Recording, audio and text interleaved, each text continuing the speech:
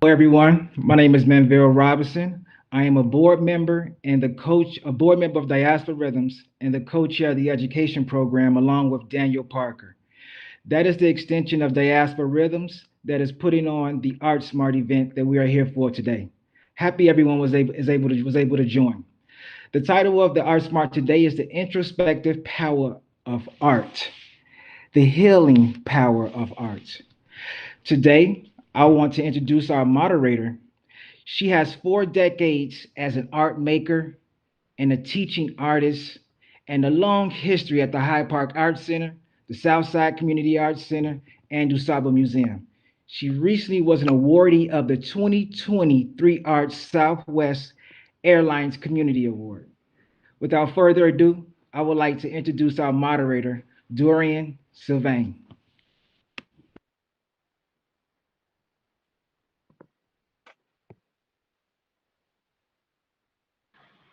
Microphone, please. Microphone, Oh, please. still trying to learn. Sorry, folks. Hello, everybody. Good afternoon. It's my pleasure to be here today with some of my very good artist friends, very close, and we've all had a long history together. Um, just wanted to introduce a little bit about my background. I've had the pleasure of working for over 4 decades in Chicago, particularly focused on the South Side. I work as a public artist and have a long history involved with the Black theater. I am currently working as a teaching artist there come some of the images. These are some of my past public arts projects. Over at Diet High School, there was a project you just saw that I collaborated with Arlene Crawford Turner and Raymond Thomas. And the image we're looking at right now is a mural at the Marianos in Bronzeville. Yeah, and actually you can just kind of flip through those, Tony, just kind of some of my history here. Mariano, Southside Community Arts Center, Hyde Park Arts Center. Those have been some of my creative homes and where I have been able to foster some lifelong relationships and friendships and collaborators, which some of these artists here today have been some of my collaborators over the years. So I'm going to toss it off to the artists so they can do a short introduction of themselves and their work. It's my pleasure to introduce Malika Jackson. Good afternoon. Hi, everyone. And thanks to Diaspora Rhythms for inviting me to speak about my spiritual journey as an artist and art teacher. First and foremost, my greatest artistic gift was my daughter, Courtney. Yet, as a surrogate mother, I was possibly a mother to thousands and maybe from the school system, where I taught at Dixon for over 30 years and on the south side of Chicago, and now as a satellite teacher with the Hyde Park Arts Center. You know, as an artist and a teacher, I love learning, and I'm always seeking new ways and new avenues to interpret my artistic spirit, to be through it paint, clay, wood, or found objects. But for all those years that I served as an art teacher at Dixon, I learned so much more from my students than they probably ever learned from me. And as an ancillary teacher, you witness the social and emotional growth of all the students. You serve and get to know them from kindergarten through 8th grade, and you get to see their spirits blossom. The students knew that the art studio was a safe haven, even though my expectations were high and my curriculum was rigorous. It was always with love and grace that I taught the students with. This gave them the confidence to freely express themselves artistically without judgment. To me, art is a great gateway for discussion and understanding. When you asked me to speak and reflect on how art impacted my students and me, it wasn't easy because in art you just do, and you are guided and use your professional expertise, but you know that you are the change that you want to become when you're working with students. And always know that you have to speak with kindness. The introspective power of my as an art teacher means you're a conduit as a higher power that works through you to provide guidance, understanding, and love to all your students. But lastly, you must listen with an open heart. Thank you. Thank you, Malika. I've got to say, too, just from personal experience, Malika has touched a lot of lives. She really has been a fabulous inspiration to so many young artists in the city of Chicago. And now to one of my other good pals, I'd like to introduce Arthur Wright.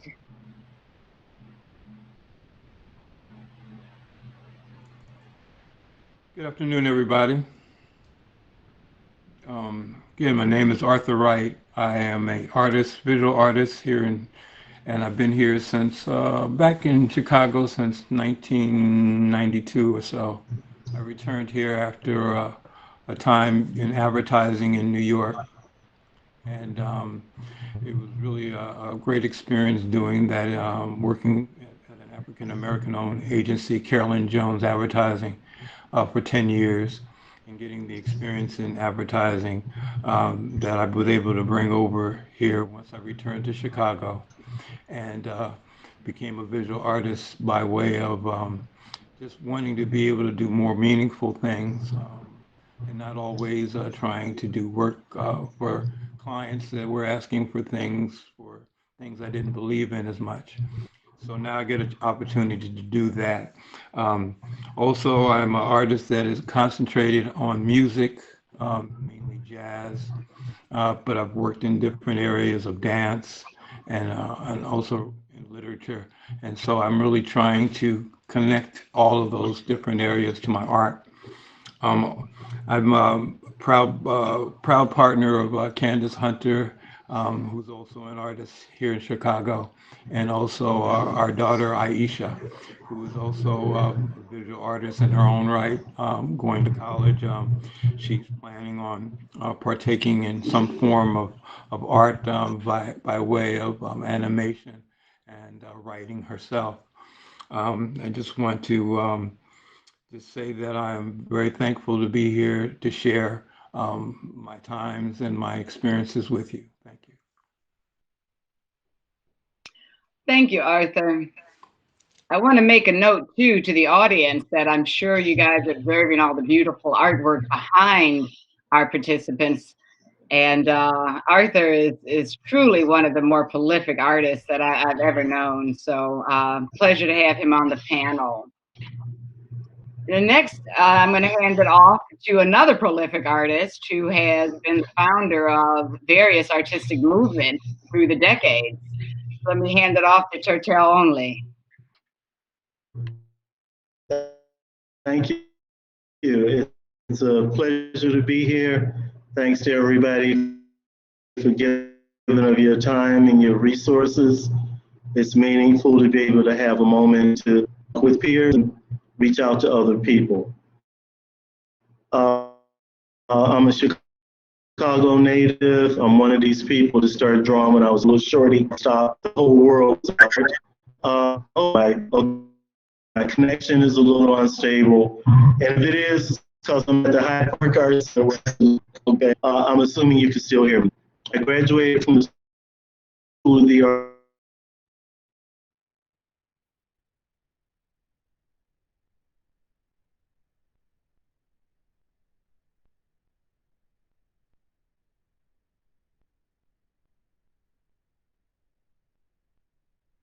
Okay, I don't know if I should chime in here, but Tertel's signal is kind of unstable at HPAC, so let me give it a moment, see if Tony's able to work out a better connection. And if not, we will give it literally 1 minute. And if he doesn't get him back on, then we will just move forward. And yes, Dorian, we may want to move forward. I won't have the ability from where I'm located to impact his signal. So maybe it will improve as we continue the presentation. Okay, well, we'll move forward. We're very excited about engaging in conversation today. And I want to make note that people are welcome to ask a question in the chat. I'm going to try to keep my eyes on it. And if there's something that I could address to the artist, I'll work that into some of our, okay, he's back, Tertel's back. Actually, Tertel, let me hand it off to you because you honestly had just gotten started with your presentation. Can you pick back up on that, please? Okay, I think I ended with I worked with multiply handicapped children. I did that for 12 years as a clinical art therapist. I then moved over to the Chicago public school system, elementary through high school. And a lot of people know me for having started the Black Age of Comics, which is a genre of comic books and graphic novels based on celebrating material and creators and concepts that are derived from the Black, African, and urban experience. Prior to that, I would have started an artist guild called BAG, Black Arts Guild. A number of the members are known to you, like Jim Smoot, former members. We disbanded a while back, but Jim Smoot, Obie Creed, S.B. Frazier, Dalton Brown were all critical members of that guild, and that was started, believe it or not, in 1970. Currently, I'm in a residency at the Hyde Park Art Center, which is helping me make the pivot from thinking of rhythmism as experimental to now being affirmed. So, I'll have a lot to learn from everyone in this conversation and hopefully have meaningful things to share with the people who signed in. Thank you. All right, great. Thank you, Tiff. I'm glad we. So let me make this one note also to our participants. Can people be sure to have their microphones turned off? And you're also welcome to turn off your video if you like and participate silently. This whole Zoom landscape is something we're all trying to figure out how to negotiate better and better. So yeah, let's get some conversation going here. Certainly, we are all trying to cope with the new landscape because of this COVID situation. For some artists, working in a certain level of isolation is normal, it's typical. But because of COVID, a lot of things have changed for many artists. And my first question is going to really address sort of what this new landscape means to you as an artist and how you're coping with it. I'm going to toss this to all three of you, but maybe I'll start off with Malika. Maybe you could address this first and then hand it off. So art can give us the opportunity to create a quiet space, to look within ourselves, our thoughts, our emotions, and our behaviors. In this moment of introspection, it allows some people to connect. Have you had this experience? Okay. Yes, Dorian, before all this new things happened with us with the COVID and all, it was possible for me when I saw a student's need and that I couldn't address, I would often ask the social worker, could she come in and observe or kind of help me, give me some strategies in which to work with the kids. So now I'm working with the teachers directly, asking them to have the students prepare their artwork, poetry, or prose of how they're feeling about what's going on in their world. So as I said, this is so new, and we're living in such a new virtual world. So I'm just trying to discover ways in which I can help the students more.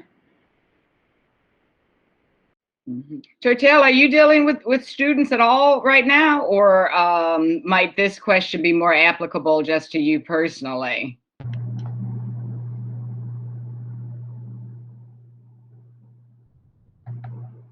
Whoop, oh.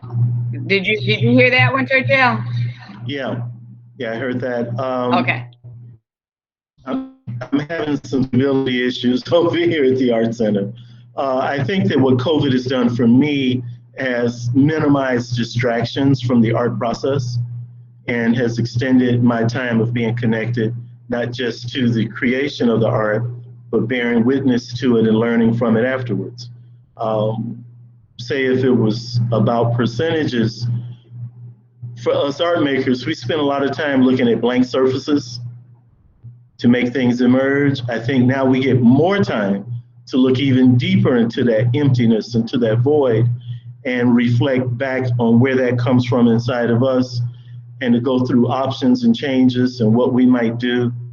For myself personally, it gave me all this time to prepare for the residency that I had pending. So I had this focus where I could really think it through at levels that, when you're going out and you can hang out with friends and you got other things to do, I don't want to call it distractions, it's life. But a lot of times when we look at artwork from different time periods, we don't always think that 100 years ago they didn't have television. You go back 200 years, they didn't have plumbing. So it was more focused what artists did. And you look at the artwork and we forget the thousands of hours that were available because of what lifestyle was like.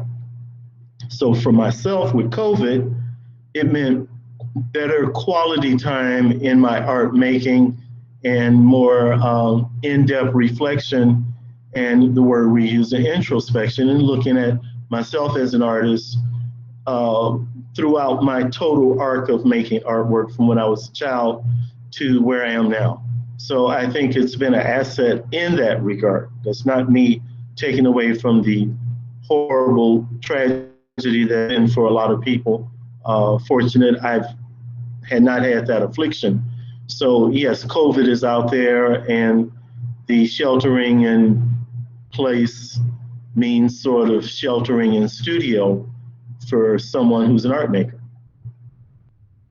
Yeah, that's very true. That's very true, and I think you're right. Distractions. I think about all the commute time I've been saving because we're in shelter in place. Thinking all the hours I used to run from one place to the other. Arthur, I know you had a daughter return from home because of COVID, right? Didn't Aisha have to come back for a little while? Did those It was kind of just really it was a quick visit to, again, just keep our communication a lot clearer with her. But basically, COVID has just, I guess, put a focus on communication. When I communicate with her, when I communicate with clients, when I communicate doing commissioned work. So COVID has helped me in a way, in a positive way, that I listen more.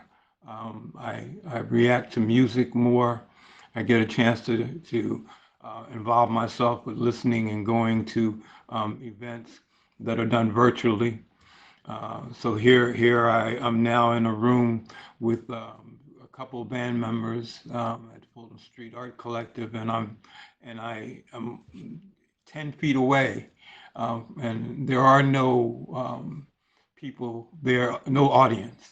And now I'm dealing with just the music, and I'm concentrating more so on what I'm doing. There never was a distraction before, but now it's really focused. So that's what COVID has done for me, is really helped me to focus on the importance of family, of friends, of listening and getting the details about commissioned work. What do you want? What do you need me to do? And so I think that's been really my greatest plus with COVID being around, is that I've been able to see what's important. Thank you, Arthur. That is very insightful. I mean, I'm certainly happy to see that everybody is well and is not been victimized by COVID, at least personally. As a silver lining, I think we all have found a little more time to work, which is a great thing. Let's see. So, Tertel, I'm going to toss this one off to you first. Because of your background and your history as an art therapist, which is a very important study that I wish I would love to see employed more in our school systems. But as art therapy is an alternative method frequently used to engage people in processing their emotions and to reflect on their feelings and behavior. Can you give us examples and an explanation of the therapeutic process? And excuse me, Malika, I'd also would like you to pick up on that as an arts educator. I think you might also have some comments on that question. Well, from a formal standpoint, when you think of art therapy, it uses the artistic process to either diagnose or treat conditions. Sometimes we use the word pathology, sometimes we use the word disabilities, but to have that diagnostic framework to look at an individual group to come up with a treatment plan. For it to really be therapeutic at a higher level, you need to have a sense of what you're dealing with. You know, it's no different than if a physical therapist finds out you had a compound fracture, then they think of a treatment plan to help you regain the mobility while the healing of the bone is taking place. So with our therapy, emphasis being on the therapy part, but the art is the modality by which the healing and the diagnosis takes place. In my own practice, when I've engaged, and I did it in the public schools, in Chicago public schools, special needs students have what's called an IEP. It's an individual educational plan, and I would sit in and would really insist that the student would get treatment, because what happens with the Chicago public schools is that it's a lot of emphasis on educational support, not a lot of treatment. Therapy is a modality that fits really comfortably in the curriculum or in the location that is the public school, as would dance therapy, music therapy, and other expressive modalities that are used to have a therapeutic impact. So in the years that I was doing it in clinical environments, that would have been the emphasis. As an arts educator, I would put it in where students need it. So I'm looking at therapeutic thresholds, like at what point there's progress that can be seen and how to build upon that. There tends to be a healing byproduct in almost all creative practices, which is inherent. It's just when you start calling it therapy, you have a little more, say, awareness in terms of how it's reaching either the individual or the group that you're servicing. So I really look at the nuance between what's intended and sometimes what just happens anyway, but to be paying attention that it emerges. Does the person's attention span improve? Do they get better relationships established with their peers? Do they have a better sense of self-confidence? Sometimes you see it in areas that you don't expect it, like their hygiene or their punctuality or their attendance in class, or they're feeling complete and feeling more like a whole person in the community of the classroom or in the community of their family. So, you know, the more information you can have, the more you can look to see that activities or working in tandem, meaning working with their peers, and then comes the subject matter that you might provide them with. For instance, I would have students do a cartoon strip that would start with the beginning of their life, the middle of their life, and what they projected toward the future. And a lot of times it would be amazing how many of them immediately had themselves incarcerated, okay, or had themselves in a cemetery and didn't see much else in relationship with that activity to put in there for their future. They weren't like stopping with a professional life, starting a family or things like that. Well, that would be a gateway for me in terms of an opening to think where to go with my activity, how to organize what we were doing in the classroom, and also in individual activities. So, looking at the drawings that they would yield, talking to them about the content would give me another level of awareness because, it's always what we think, we're on the outside, but also what are they saying that's coming from their internals. They're on the inside of themselves. So the artwork becomes this external manifestation that we could both meet each other expressively and receptively and get an understanding and then scaffold upon that. So that's what I have to say about that at this point. And thanks for asking. Yeah, that comic strip exercise is quite revealing. I bet that it really gave the students a lot of opportunity to sort of dig inside and think about their future, which many of them don't. You bring up that question. Malika, are you able to chime in on that? Just a little bit. So I was thinking, like Tortilla was saying, as far as being a therapist, an art teacher is somewhat of a therapist because you get to see an ancillary teacher gets to see students from kindergarten through eighth grade. So you get to see the children's maturation process. So many times when I couldn't articulate, kind of figure out what was going on emotionally with my students, I would often ask the social worker, like I was saying, to come in and look and help me to strategize or to give some input on what could be done with some of the students because you see the whole child, not just as an art teacher, but as just another human being who wants to facilitate in helping with the children. So through their art, many times just through their emotional stance on how they're behaving that day or not doing, not interacting, like Tortilla was saying, you get to pick up on those cues. And it's important to really listen and hear what the children are saying. And I got benefit. It was beneficial for me to be able to be there because I wasn't just there with them for 1 year. I was there with them for 8 years.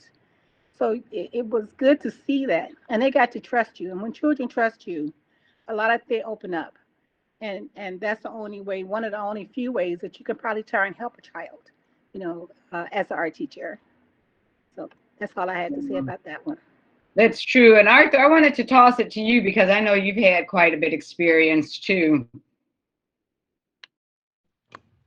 I think from my perspective, art therapy became very important to me because, and I'm going to try not to choke up and get all teary-eyed, but basically I met an art therapist by the name of Mark Livingston, and he came along in my life during a time when I was very depressed, and he helped me focus on where drugs and so forth that I was prescribed weren't working. He came to me with the visual aspect, and that visual aspect was creating my feelings on paper by just by color, by line, by shapes, and through those just those examples of him describing, well, get it out, show me what you're working with. Um, if you're feeling sad or today, why? What is making you feel sad? What would make you feel happy?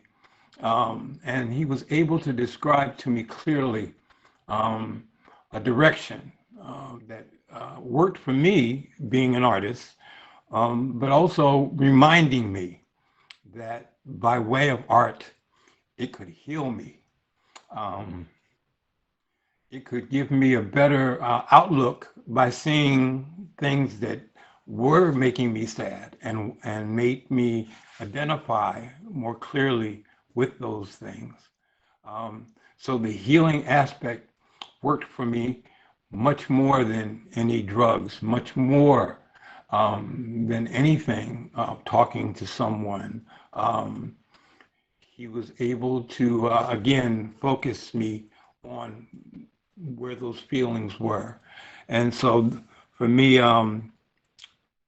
I don't know, Tony, if you have the two images for this question, number 3, but he was able to, again, help me emphasize my feelings through art. And that really clarified where I was in life, where I needed to be, where I wanted to be. So that was, and one day I would really want to look into, after Aisha is finished with college, more of art therapy, more of the aspects of it. So this is a series that you're seeing of pieces that I did based on art therapy, in dance, in music, in relationship to spiritual, to religion. So these are just samples of what, again, this piece here and all these pieces are basically just outtakes of what helped me figure out things. So that was a great important time for me. Thank you for that, Arthur. Yeah, it personally means a lot in terms of our being able to move forward as individuals, let alone how it affects even our teaching practice. All of us are practicing artists, but we all spend quite a bit of time engaging with young people and young artists and employ a lot of these same theories and philosophies. On that note, I'm kind of going to move into this next question, which is the effective use of color and design in art can be used to elicit certain moods. As an artist, can you give an example of your deliberate choices of certain colors or design that are meant to elicit moods? Let's see, Malika, should I toss that to you first? Yeah, you can. Okay. Well, everybody who knows me know I love color. So I use that a lot with my students at school also.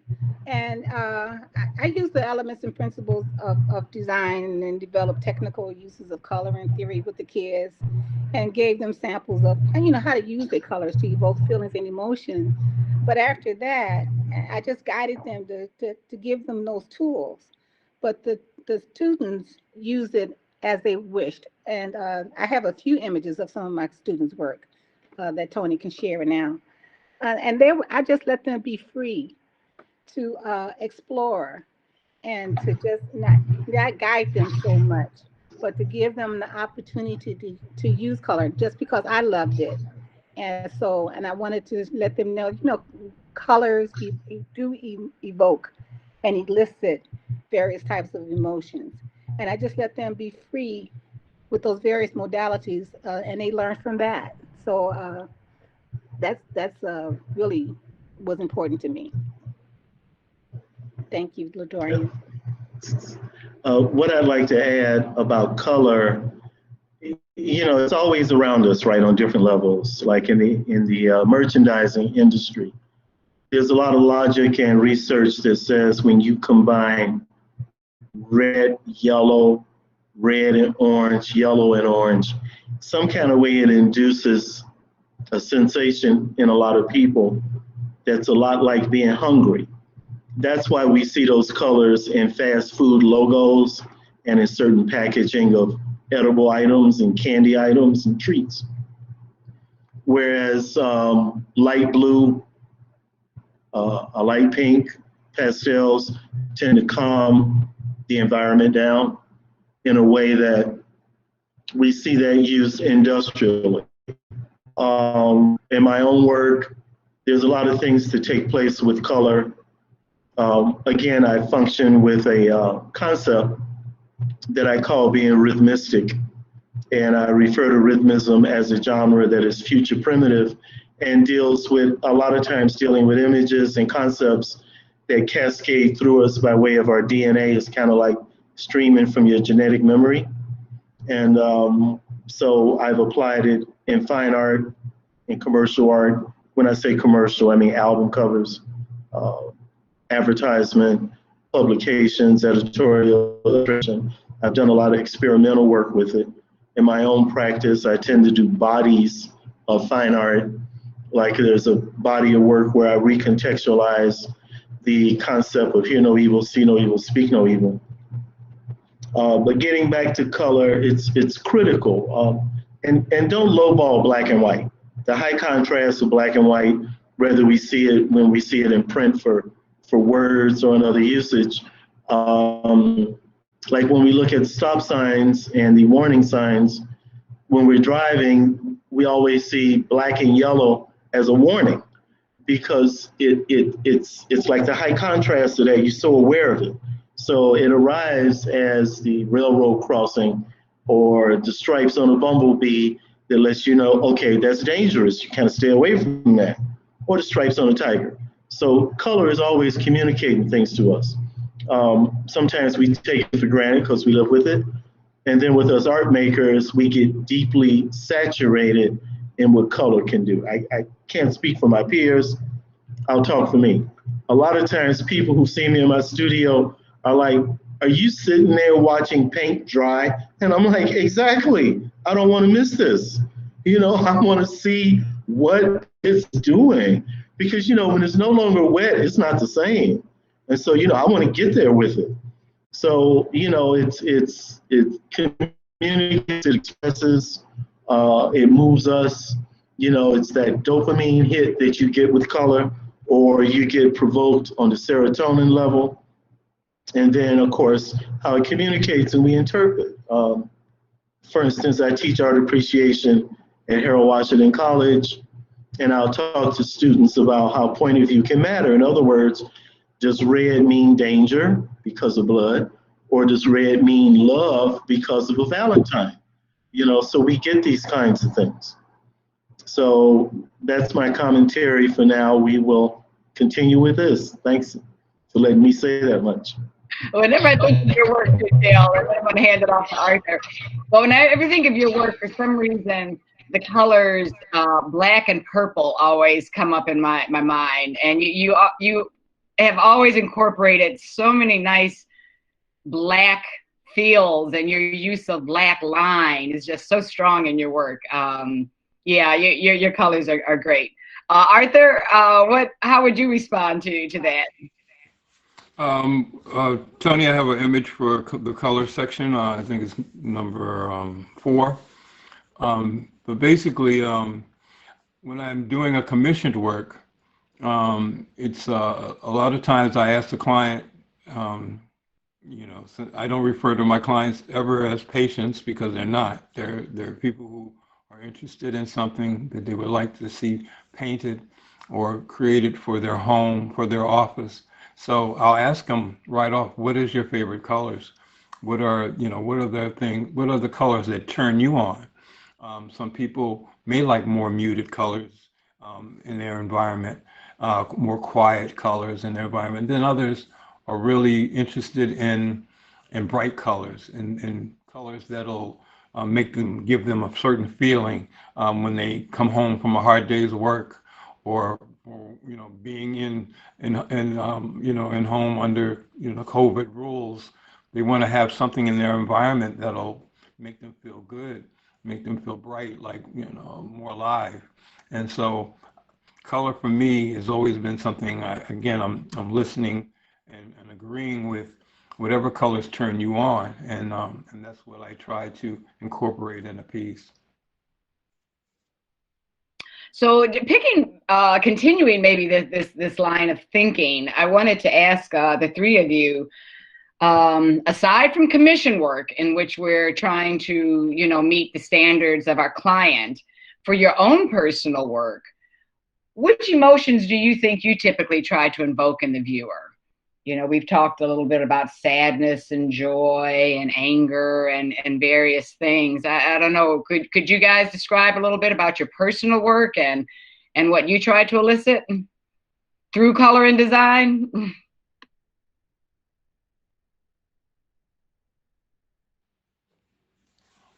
Well, for me, Okay, cool. Go for it, Arthur.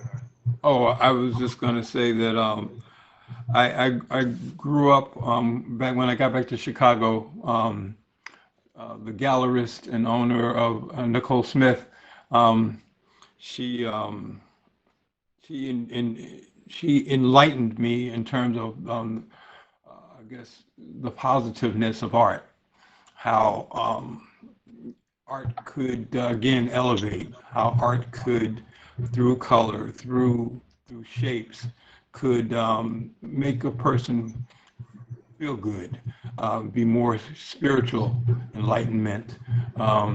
So through lines, through again design. So I just remember her teachings in regards to that, always wanting to have the more positive uptake, the more positive view um, of presenting art, so that again it just uplifted our spirits as opposed to reminding us of something that we didn't want to be reminded of. So that's my take. What I would say just briefly is in my work, or shall I say, most of my work that people get to see, I'm using color to elicit thoughts and to provoke this cognitive thing to get people to the higher order thinking applications, questions, self-examination, or if possible, dialogue between them and the artwork, whether the artwork's manifested in graphic novels that I write, I conceive, or like the pieces in the background that are done from my own personal vision, along with my experimentation or the manifestation of what I'm calling rhythmism to make it available as a genre. Now, work when I'm really functioning with an emotional component, to me, a lot of times, my passion is personal. So a lot of that I don't showcase in a public forum. So the few people who've come by my studio that might get to see it are like, they'll see the other side because that's where the emotional component is much more, how could I say, more the factor. So sometimes that for me is my internal dialogue with me and my work, which is different than what I think is for public consumption. You know, it's kind of like the things you say in public are different than the things you say when you're in a room talking to yourself. So I have that big separation. And trust me, I hold on to those pieces and go back to them and continue to learn from them. And then things from that work will find itself in the public. And Malika, the same question, but one of my thoughts regarding you is that I know that you not only are, do painting, but as a sculptor, as a person that interfaces with clay and different mediums, do you find that you use the same tools, the same intention in both mediums to try to elicit emotion in viewers? More or less in my paintings, I use a lot of color to evoke those kind of emotions. In my sculptures, I find that the sculpture itself, being a three-dimensional form, is helpful when the audience see it in that three-dimensional light. So I don't really need as much color, but I emphasize with the texture and the way I formulate various types of things. The piece that Tony is showing now has more or less to do with one of the other questions that you're going to ask us, but I'll speak to this now. That this was a series that I did on incest. Many times, what happens in my life is very personal. So I'm really a very quiet person, but this piece helped me a lot get through a very painful time in my life when it was an ancestral thing that happened to me. But it wasn't it was something that I was able to help other people when I shared this work. So it was more or less a freeing type of thing, and it was called the other side of pain, because to me the other side of pain is joy. So in order to work with this clay helped relieve a lot of the things that I was going through that therefore helped other people. That's such a powerful piece, Malika. And like you said, very personal. You could feel how personal it is.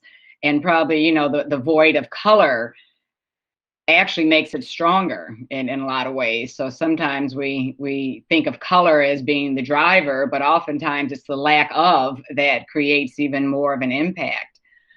So we've got a few questions from audience. I'd like to kind of jump in a little bit. One of the questions I see here on the side, and if maybe one of our panelists later could go on the chat and answer it, but I'm going to read it out publicly.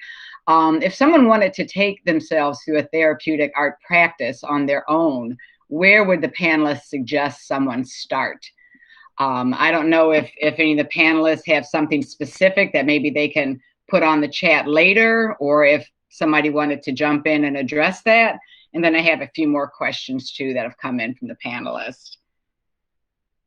I don't know, anybody? Okay, well, another question that came in is, how do artists suggest that one approach an art piece to heal when dealing with the pronounced anxiety we are feeling during COVID? That's a great question. As we're all trying to cope, maybe our panelists have some suggestions of for individuals. Dorian, we're thinking about how to do the art themselves or looking at art. What?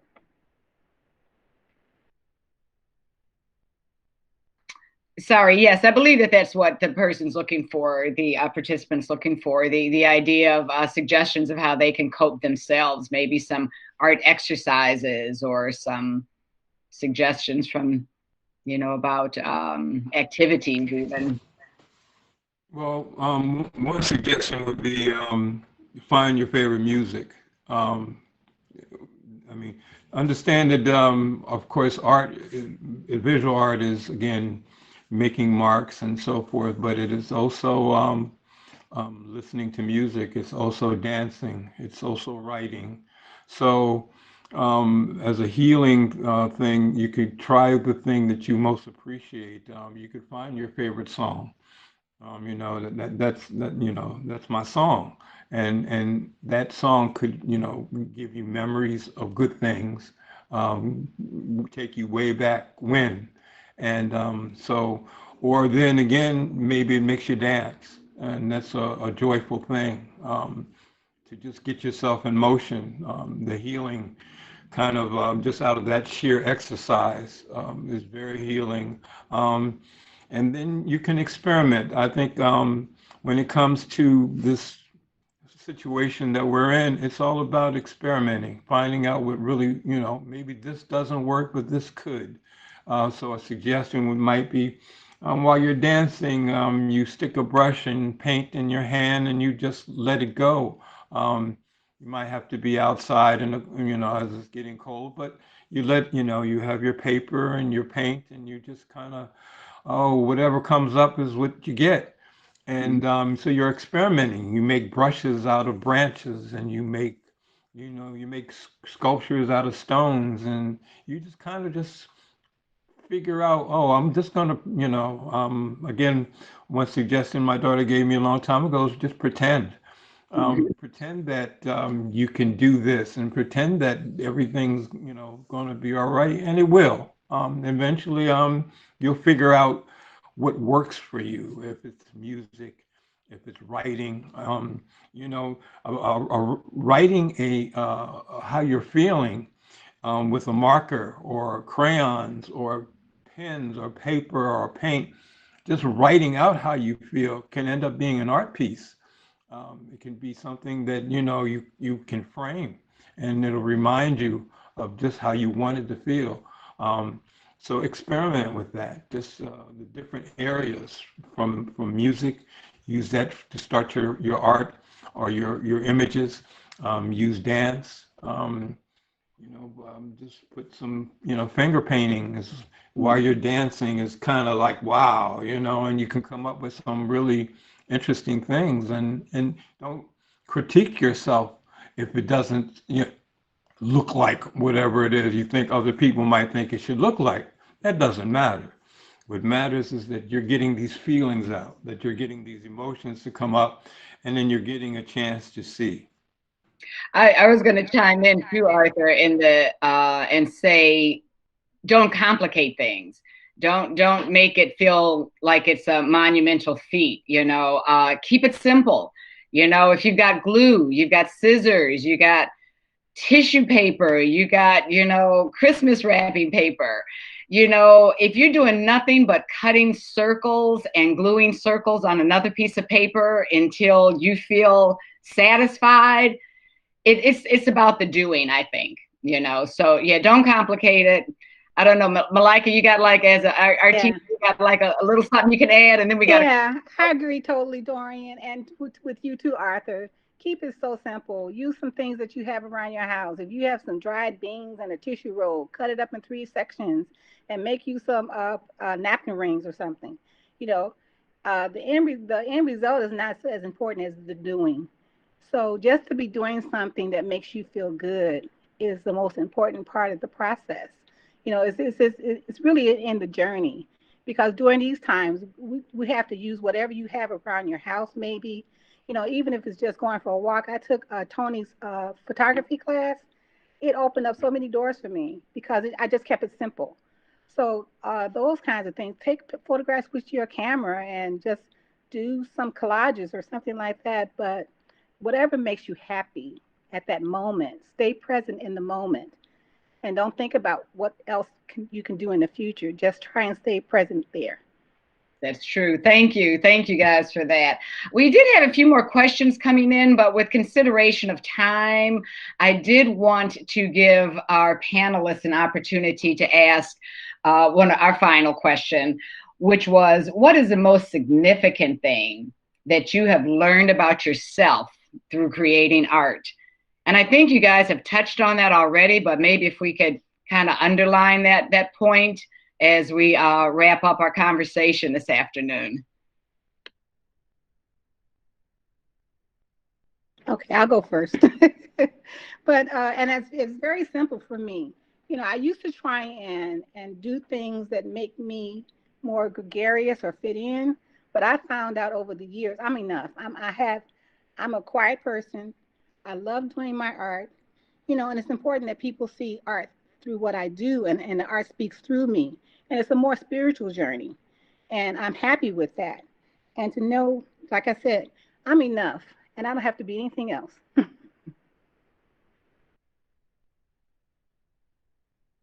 Arthur, you got a comment there? And I'm afraid we've lost her tail. So Arthur, could you I guess the most significant thing is that art has taught me that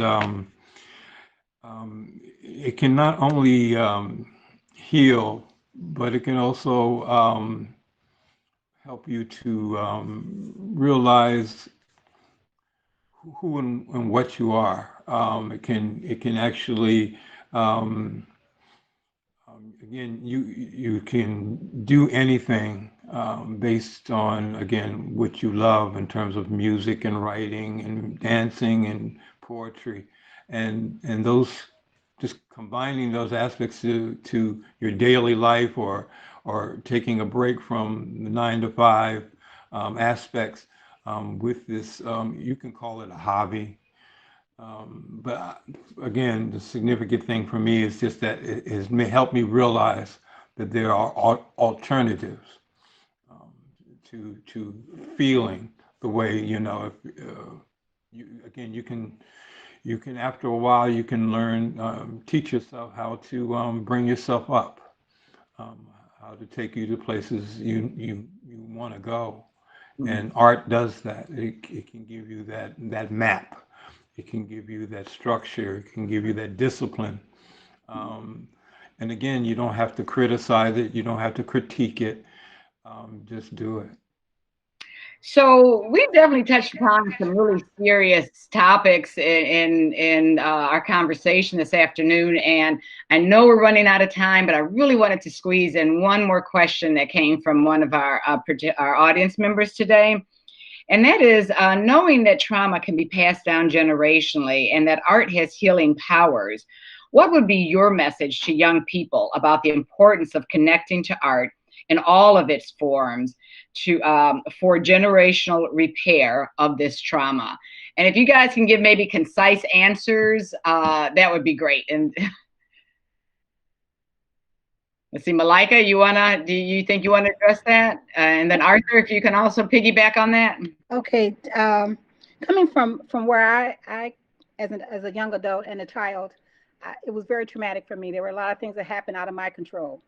And over the years, I realized that it wasn't my fault. So, in being an art teacher, you don't have to perpetuate what happened to you.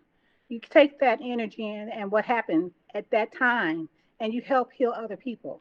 And I think many times that's why God placed me where I was and during the time I was at Dixon and teaching and working around young people. Because in order to go to no pain, you had to have felt some type of pain. So that helped to heal me, to help me to heal students. I feel that for young people, because we're going through things, socially, again, other things. So again, it's whatever a young person is feeling, to express it, to get it out, to again, if it's about the violence that's going on in the world, then express that. Um, if that, that will lead you to some other place. That'll lead you to understanding it, for one thing, um, because we have such a ability to share information. You have Instagram, Facebook, just the World Wide Web. You can actually see what other people on blogs and on other areas are thinking about, and you can agree to disagree about those examples that you see, or what I would want, what I would feel that my suggestion to the youth is, um, if there is a negative that you're feeling, if there is a something that you would like to see done better, express that. If use that imagination to come up with some answers, some suggestions for making things better. Thank you so much. I love that answer. And I tell you, if there's a takeaway from this conversation, and even just from that last little bit of conversation, for me, it is that we need to put some art materials and some musical instruments, and we need to get this stuff into the hands of some young people, some more young people, you know. So with that, I just want to give a really big thank you to my artist friends, Malika Jackson, to Arthur Wright, and to Totero Only, who unfortunately he got dropped off, but he's doing some amazing work at the Arts Center, at the Hyde Park Arts Center. And want to, of course, give a big shout out and thank you to Diaspora Rhythms for putting this together and for hosting this today. And with that, I would like to introduce Patrick McCoy.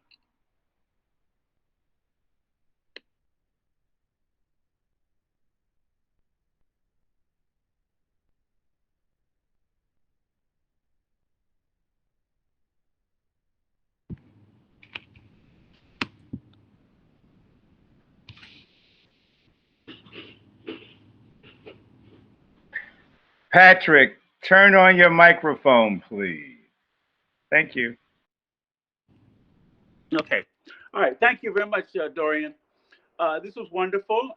Thank the attendees and also the panelists, Malika, Tertel, and Arthur. I really appreciate that. But also the Dan Parker and Manville Robinson, who are the co-chairs of the educational program of Diasporisms that puts it together.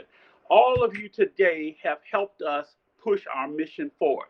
Our mission is to collect, promote, and preserve art from the African diaspora by encouraging individuals like yourself and also institutions to appreciate and acquire this art.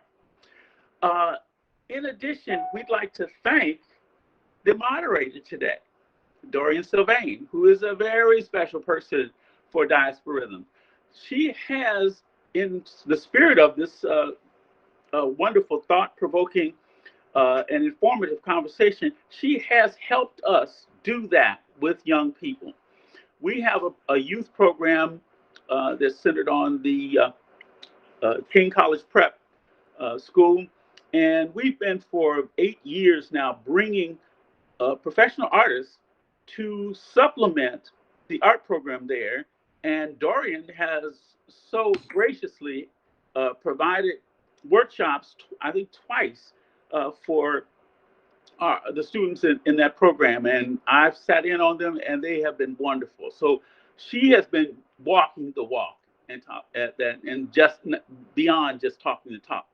But I wanted to one have all of us congratulate Dorian for being a 2020 recipient of the Three Arts Award, a very, very prestigious uh, recognition associated with also a $30,000 unrestricted grant award. So we are really thankful that a person that has come out of our art ecosystem is being recognized at the larger level of this Chicagoland area as being an important person to watch. Thank you very much, Dorian. We really appreciate you, and thank you for the panelists and for the attendees of this program. Manvel? Sure. To piggyback on Patrick's form of gratitude, we definitely appreciate the panelists. The conversation was great. It was definitely needed. It was timely. I will leave a quote of a, or not a quote, but a hashtag. Let's make sure art stays in our schools or gets back in our schools to the way it should be, because definitely the youth need it. And from that perspective, I also would like to tell everyone once again, thank you for coming. I posted some information pretty much about the artists, the panelists, and the moderator who are artists. I posted some information about their Instagram pages, and I will also be sending out a thank you letter. And in a thank you letter, we pretty much will be asking individuals to feel free to donate to Diaspora Rhythms, which is a non-for-profit organization, 501c3 status, and a survey just so we can understand what we need to do to basically continue to have an effective means of communicating things taking place in the art industry to our listeners and audience.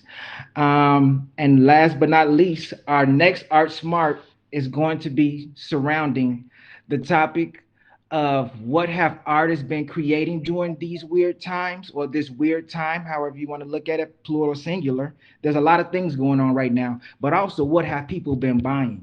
Because people have still been buying art, and which is a good thing.